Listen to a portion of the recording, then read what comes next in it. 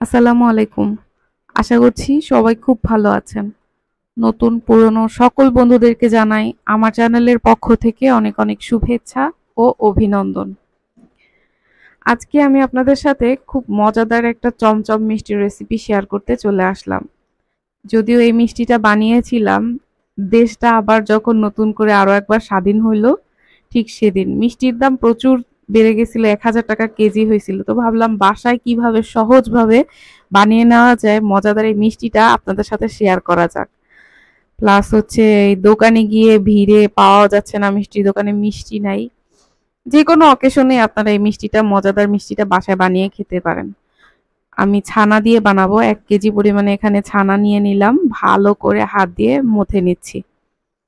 এর সাথে দিয়ে দিচ্ছি চিনি, পরিমাণ মতো চিনি, আর নিয়ে নিলাম একটু সুজি, ১ চামচ পরিমাণ সুজি, দিয়ে দিব অল্প পরিমাণে একটু বেকিং পাউডার। ব্যাস, এবারে হাত দিয়ে ভালোভাবে মথে নিতে হবে। হাতের তালু দিয়ে চেষ্টা করবেন যত সুন্দর করে ফিনিশিংটা দেওয়া যায় তত ভালো কিন্তু আপনার মিষ্টির শেপ হবে। তো এই যে দেখুন আমার মথা কিন্তু শেষ। আরেকটি পাতিলে এই মিষ্টির শিরাটা বানিয়ে নিব। এখানে ১.৫ কাপ পরিমাণ চিনি দিয়ে দিলাম, আর পর্যাপ্ত পরিমাণে যতটুকু পানি দেওয়া দরকার ততটুকু পরিমাপ করে পানিটা দিয়ে দিলাম। আমার চ্যানেলে কিন্তু প্রচুর মিষ্টির রেসিপি আছে। আমি সবগুলো মিষ্টির রেসিপিগুলো একটা করে দিয়েছি। আপনারা একটার পর একটা মিষ্টি দেখতে পারেন চাইলে, বা আমি লিংক দিয়ে দিব, আপনারা একটু চেক আউট করে নেবেন ডেসক্রিপশন বক্স থেকে। তো এই যে চমচমের শেপটা আমি হাতের তালুতে এরকম খুব সুন্দর করে প্রেস করে করে একটা শেপ দিয়ে নিচ্ছি, ঠিক এইভাবে। এটা যে শেপটা দিয়েছি যখন আমি শিরাতে দিব এর থেকে দ্বিগুণ হবে ফুলে। আর মিষ্টিগুলো তো মাশাল্লাহ এত মজা হয় খেতে, আপনারা তো জানেন যারা যারা দোকান থেকে কিনে খেয়েছেন। আর এরকম হোমমেড ভাবে যদি বাসায় বানান এত যে টেস্ট হয় বন্ধুরা, আর খুব স্বাস্থ্যকর উপায়ে বানানো হয়।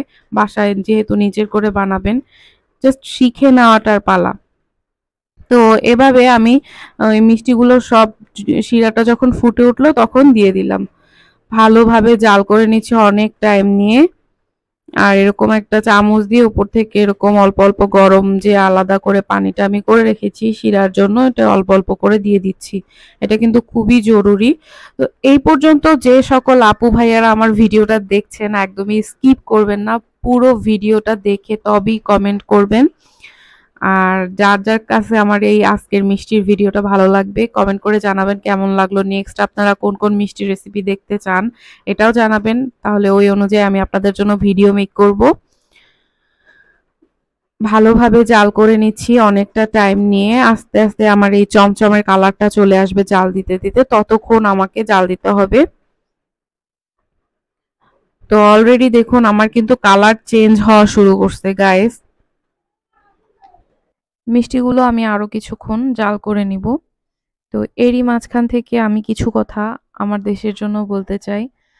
সর্বপ্রথম আমি তাদেরকে স্মরণ করছি যে সকল আপু ভাইয়ারা নতুন করে একটা স্বৈরাচারী সরকারকে দমন করে দেশটাকে স্বাধীন করেছে, স্বাধীন করতে গিয়ে জীবন দিয়েছে, তাদেরকে আমি স্মরণ করছি।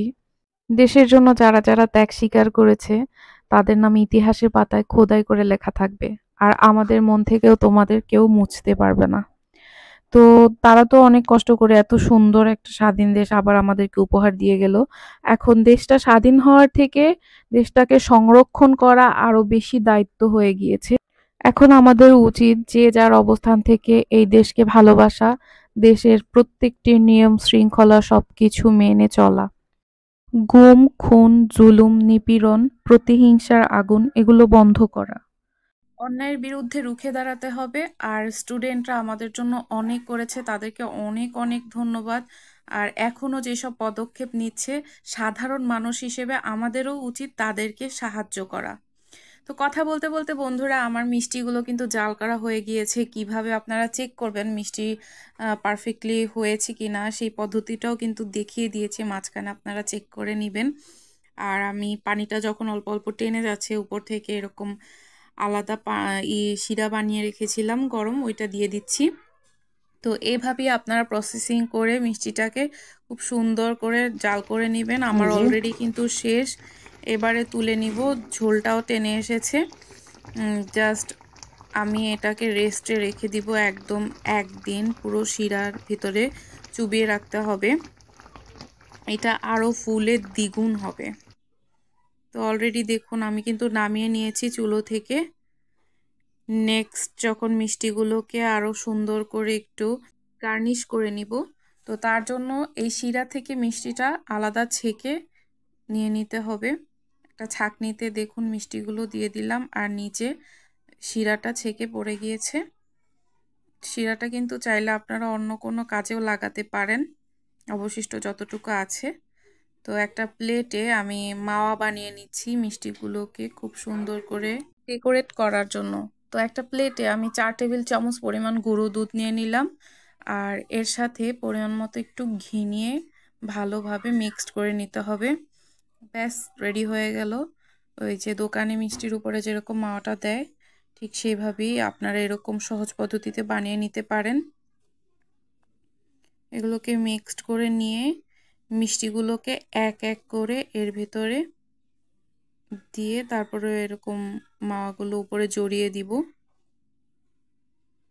তো এই যে দেখুন আমি একটা মিষ্টি নিলাম, নিয়ে ভালোভাবে এগুলোকে মিক্সড করে নিচ্ছি,